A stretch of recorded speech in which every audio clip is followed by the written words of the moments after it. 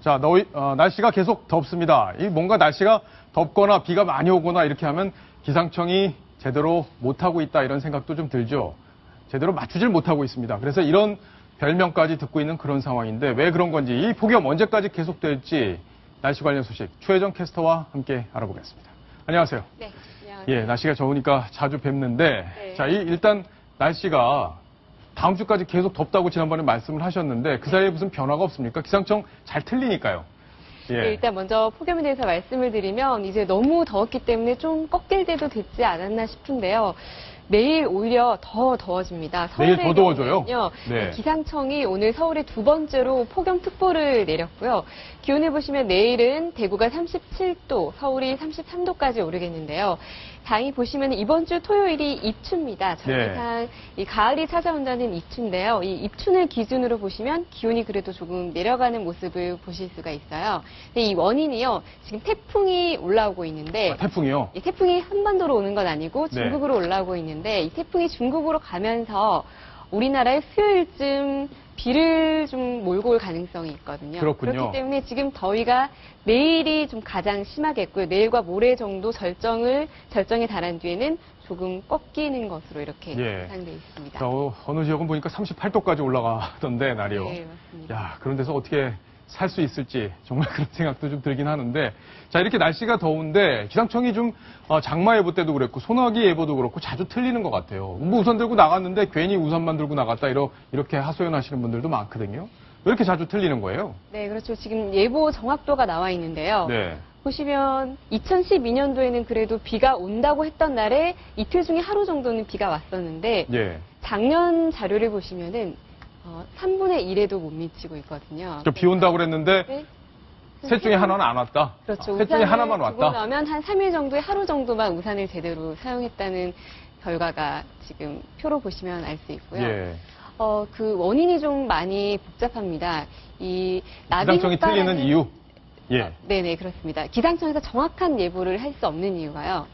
물론 이제 이 정도 3분의 27.9% 정도의 확률도 보이고 있지만 나비 효과라고 혹시 나비 효과요? 서울에서 나비가 날갯짓을 하면은 시카고에는 폭풍이 인다.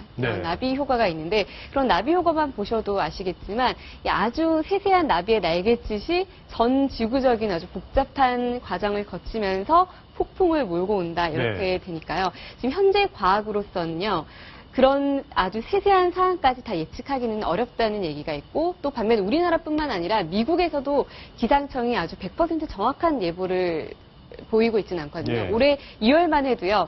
미국에서는 올해 2월에 최악의 눈폭풍이 올 거라고 그래서 휴교를 내리고 막 사람들이 사재기를 하는 해프닝이 발생을 하기도 했는데 막상 눈이 15cm 정도만 와서 미국 기상청 예보관들이 트위터로 사과를 하는 해프닝도 최혜정 캐스터가 기상청하고 자주 통화를 하다 보니까 기상청 얘기를 너무 입장에서 얘기해 주신 거 아닌가 이런 생각이 좀 드는데 왜 이런 생각이 드냐면요. 사실 이 기상청에 슈퍼컴퓨터 산다고 예산을 많이 썼거든요, 그동안. 그래서 뭐 엄청나게 선진국 수준에 맞는 그런 우리 예보 시스템을 갖췄다고 했는데 자꾸 틀리니까 국민들 입장에서는 조금 이 무더위에 짜증이 더 나는 건 아닌가 이런 생각이 들어요. 그 슈퍼컴퓨터에서만 한 20억 원 정도의 전기료를 사용한다고 전해지고 있습니다. 엄청나네요.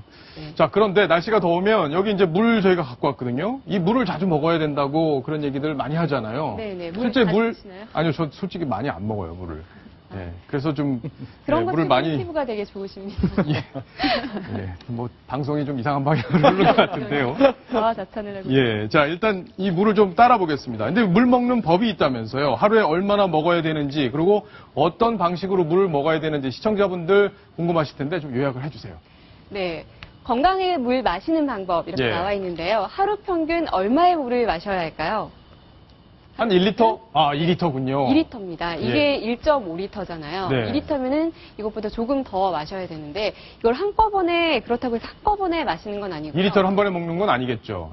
소변으로 다 빠져나가기 때문에 10분에서 15분 간격으로 조금씩 소량으로 자주 마셔주는 게 좋다고 합니다. 자, 식사 전에 마셔라. 30분 전에 마셔라.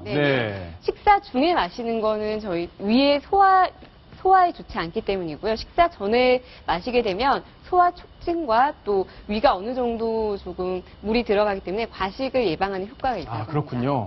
자, 아침에 마시는 물은 장에 좋다. 그럴 것 같아요. 네, 변비, 비만. 네. 예. 네, 그렇습니다. 일단은 아침에 물을 마시게 되면 장 활동이 좀 촉진되면서 배변에도 좀 도움이 되겠고요. 그래서 네. 변비 해결에도 좀 도움이 되겠습니다. 그리고 이제 물을 마셔주면 아까도 말씀하셨다시피 과식이 좀 예방이 되기 때문에 따라서 비만 예방에도 도움이 되겠습니다. 예, 잠들기 전에 마지막 마시는 물.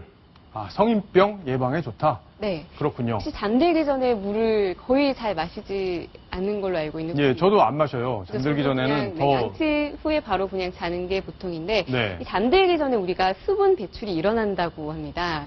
자는 동안에 우리가 땀을 흘리기 때문에 몸에서 수분이 조금 부족한데요. 물을 마셔주게 되면은 혈액 속이 혈액 농도가 조금 묽어지고 예. 그런데 물을 마셔주지 않으면 혈액 농도가 좀 짙어지면서 심혈관 질환이 발생할 수 있기 때문에 예. 이것이 성인병으로 이어진다고 합니다. 예, 마지막으로 제가 물 반 잔만 좀 마시고 끝내도록 하겠습니다. 예, 물 맛있는데요. 시청자 여러분, 물 많이 드시고 여름 더위 이겨내시길 바라겠습니다. 주혜정 캐스터와 함께 날씨 이야기, 그리고 잘 못 맞추는 기상청 이야기, 그리고 물 이야기까지 정리해드렸습니다. 자, 이제 다음 주제로 가겠습니다. 다음 주제 바로 이겁니다.